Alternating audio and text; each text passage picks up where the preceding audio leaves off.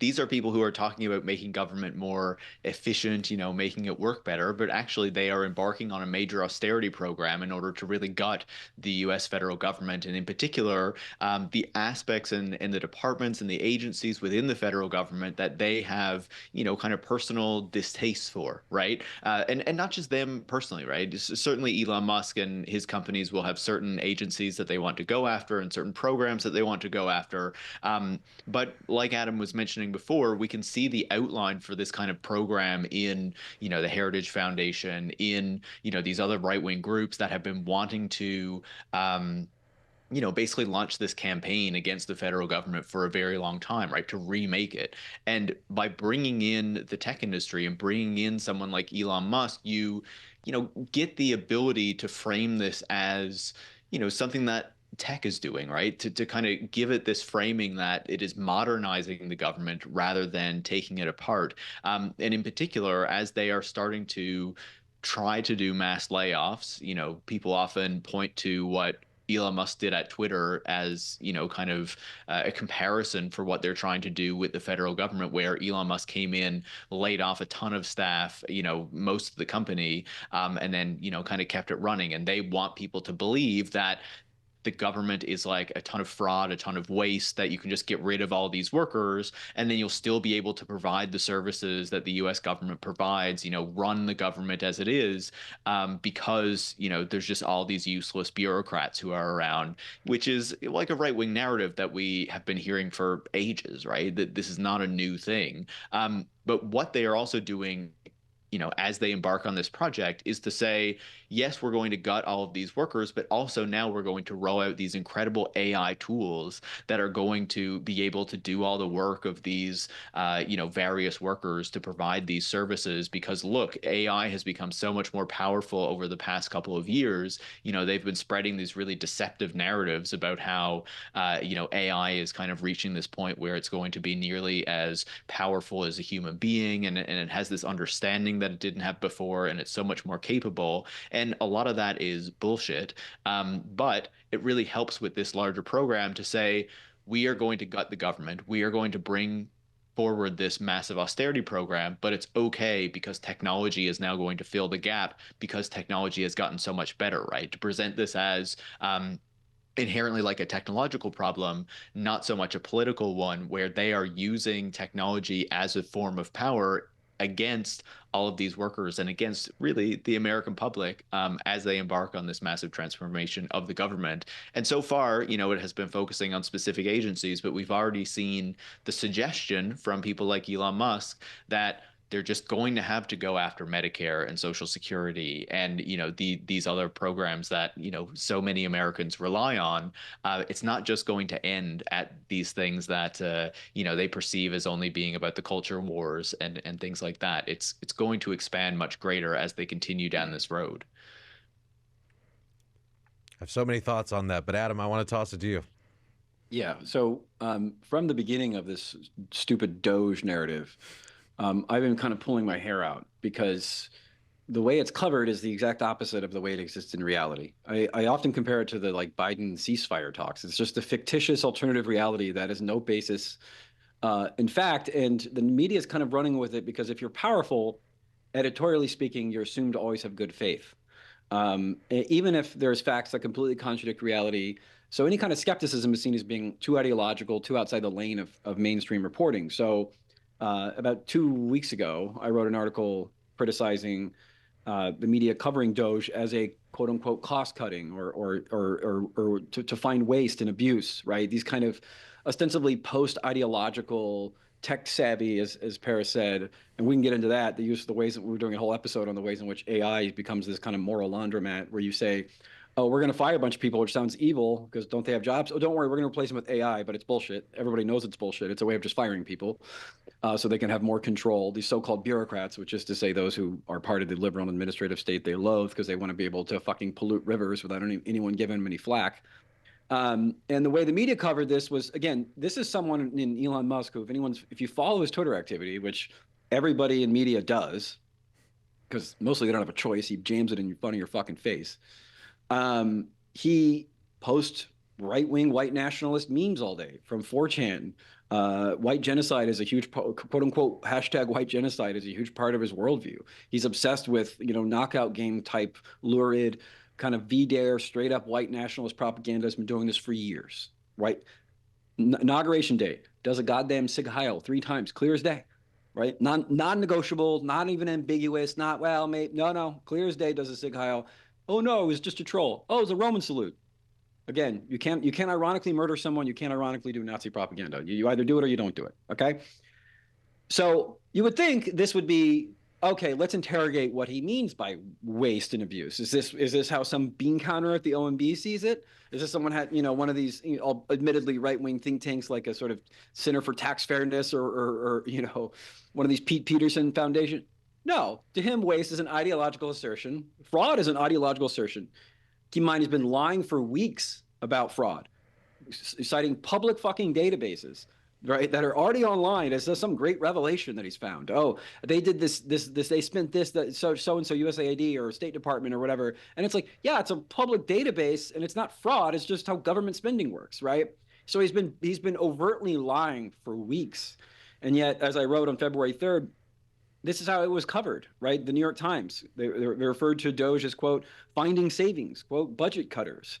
In a later article, they wrote, quote, cost-cutting effort. They called it, quote, an efficiency panel, quote, a cost-cutting project. The New York Times wrote on January 12th, 2025, quote, Doge is a cost-cutting effort, quote, to seek potential savings, unquote.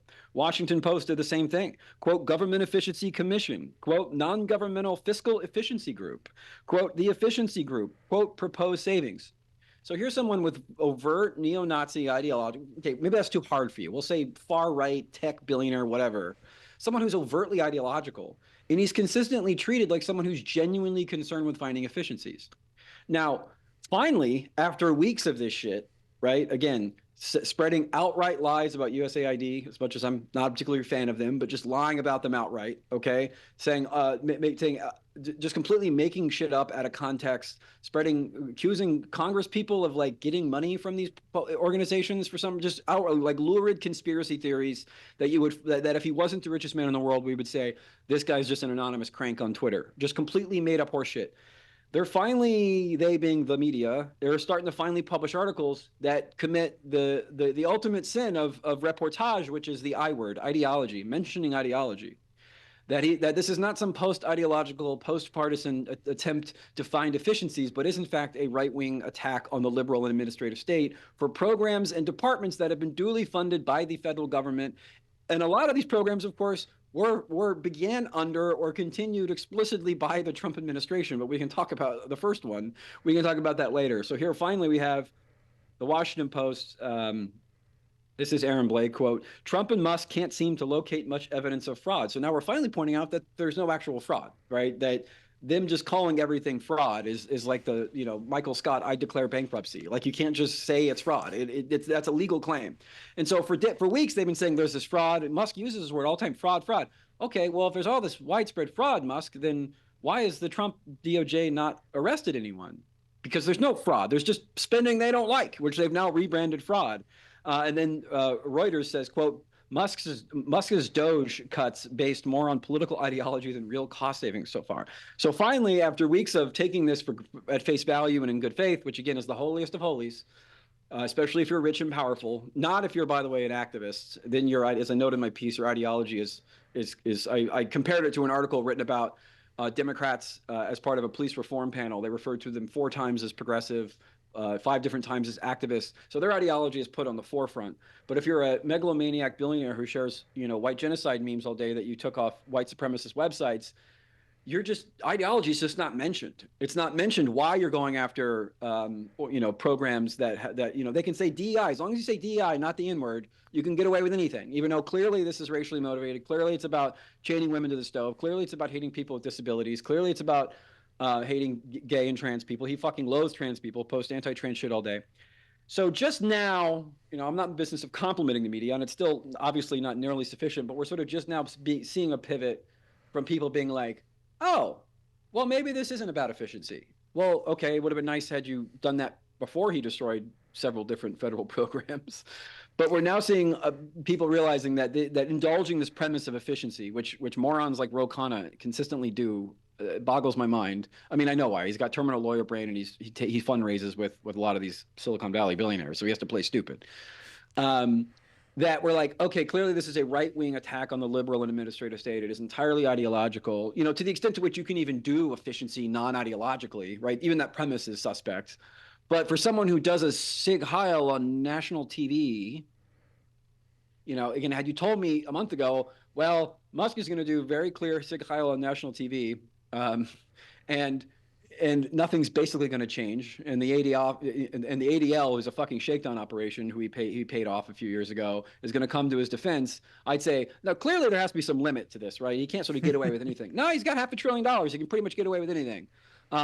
So we're just now seeing finally people being like, oh, maybe his ideology is actually what's motivating this, you know, rather than this kind of, again, I mean, I could go on and on. I have all these articles, just the New York Times cost-cutting panel, efficiency panel, reducing waste, fraud, abuse. It's like this guy is sharing the most manic fucking right-wing chud conspiracy theories, completely misrepresenting like how you read government spending documents and misrepresenting how you read RFPs, accusing Reuters of like, by the way, he did that after Reuters wrote that article. I think that's why they did it. Because an unrelated company owned by the same corporation did a defense contractor, you know, RFP on I think data protection or something not related at all to anything sinister. Completely takes it out of context. Just consistently fucking lies all the time. Just straight up Alex Jones shit. But because he's so rich, he's so powerful. He's sort of, people kept deferring to him as some kind of like neutral expert, and I was literally driving me fucking crazy because I'm sitting there watching this going, are we gonna like mention that he's a white nationalist? Like, isn't this kind of relevant since he's going after specifically groups related to racial justice, civil rights, and of course anyone who, as you noted, anyone who undermines his bottom line, just as a person who's extremely rich. Right.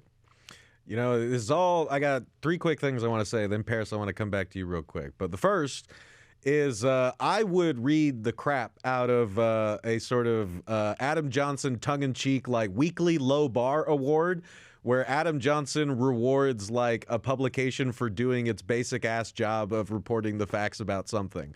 I would read that. Second is like just a note on the fraud thing, and like speaking, if we're talking here as like media critic, you know, like tech critic, like in a former life I was a trained historian, right? And so for obvious reasons right now, I've been really kind of going back to my bookshelf and pulling all of the big history books that I have on the McCarthy period and the Red Scare. And, you know, I can't help but hear kind of like what I feel are the very obvious and hackneyed echoes of the McCarthy period when, you know, Senator McCarthy's there saying, I hold here in my hand a piece of paper with the names of communists in the government. And then you got this dickhead Musk out there saying like, oh my God, you won't believe all the fraud I'm finding. I've got it all written here. He keeps doing these like lurid, vague, conspiratorial appeals to some secret list he has. And it's like, where? What are you talking about? And then and the evidence they share is just shit that was published already. Like it's been online because of good government, sunshine law liberals, by the way. Like this is not, I mean, yeah. He's just doing Alex Jones shit. He's doing Alex Jones shit, but he's so rich that you can do it and no one cares.